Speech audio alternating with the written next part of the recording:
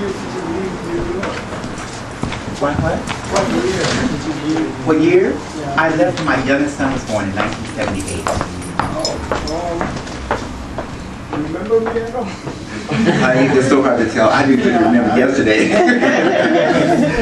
What hair I have on. I used to work out at the grade. Oh, yes! I had long hair. I did shows there. Don't tell me. Oh, God. And I also worked out the streets. Yeah. That was the club to go to, child. I also worked at a gay bar as a cocktail waitress. Good for you. I'm glad you're here. They're young.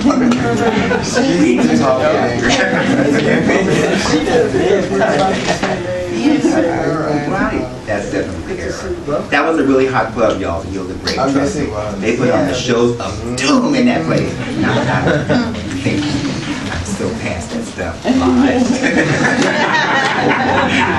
Hi, Miss Majors. My name is Miss Ivory. I work at Housing Works. I'm a facilitator. I wanted to know, do you think like how the media and how the girls now with the media, do you think that like set things back from what you have done? The way the media with these shows, like the reality shows and things, how the girls put themselves out there and they depict themselves as these characters instead of real people. How do you feel about that? Let me think for a minute. Hold on. Oh, God. You know, one of the things that you have to keep in mind is that youth has a tendency to view things from its own perspective only, you know what I mean? And that the media looks at things like a horse with blinders on, you know? And so in doing this stuff, I feel that it's detrimental and hurtful to who they are, you know? And that for the girls who have a sense of themselves and the way that things are going to move, they are running into a stone wall, you know. I find that it is just so destructive for who people start to feel that they are. I love RuPaul very much. I like a lot of Mr. Things music, but he's not a transgender person. You know, he's not one of the girls. He's not somebody that I feel young girls need to want to emulate and be. And there is such a big difference between drag queens and a transgender woman. You know? And I'm sorry, I live this way 24/7. This is who I am. This is what my children and my grandchildren know about me. I'm a black, transgender, formerly incarcerated woman, and I'm a PCP person, which is a penis carrying person. Oh. And I plan on staying that way. And it's a matter of making sure that people understand that I'm not who they are. If they want to do that stuff, with the purple hair and tit stuff and 25 years of lashes, good. I did it one time too, but that's not who I was.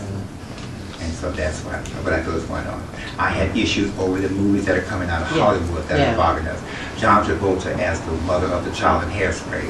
On what lifetime? How dare he do that? You know what I mean? It was bad enough that no one knows who his real life is anyway. So don't make fun of us and going through this stuff. I'm sorry. What is this, a Halloween picture?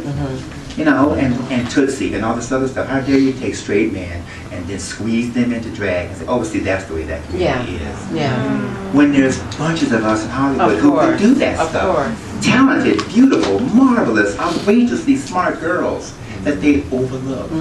You know, it's just a matter, you know, what do we do to correct that? I have no idea. There's that GLAAD thing where they promote the stuff and get awards for stuff in the media. That's real cute. And how about doing it for a real girl? A real girl. Thank you. How about some girl that she's in a hurry and she's at home getting dressed, she runs and pees in a sink and then she dashes out the door. Thank you. That's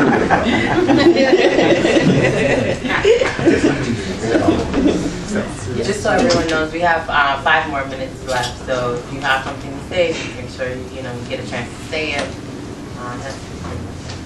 Yes, dear. I'm not sure if this is too personal, but I'm wondering if you could talk a little more about Sylvie.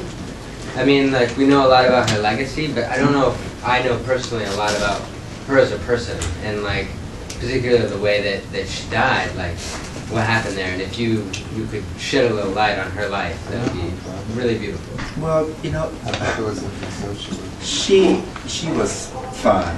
You know, she's like the girls that are here with me tonight. You know, she enjoyed and loved her sister, and she wanted things to be better for all of us.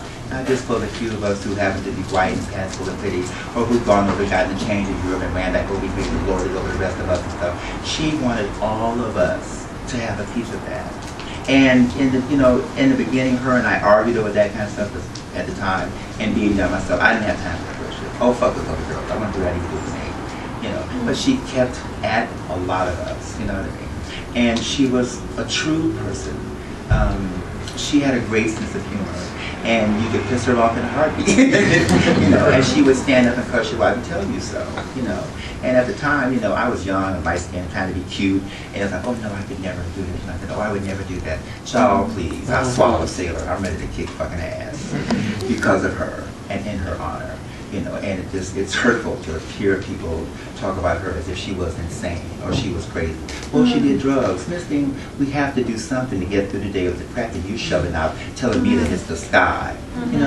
Get over it.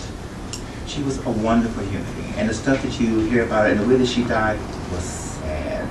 And for a lot of the girls, they catch HIV and pass away and they're in the hospital and they won't let them have their hair and they won't let them put their makeup on.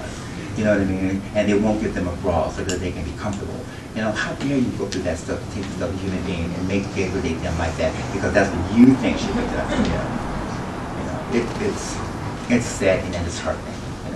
And for me, it's a matter of making sure that people understand that she was there and wonderful and smart and courageous. And we also talk about being out there. The bitch was out there.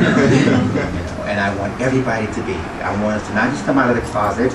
After you get out of the closet, burn the house down. Because someone will try to put your ass back in that bitch the moment they realize that you have a If there's no house, there's no closet. And enjoy that and take it with you every day. And my love to all of you. I appreciate you so, and I thank you from the bottom of my heart for this. Thank you.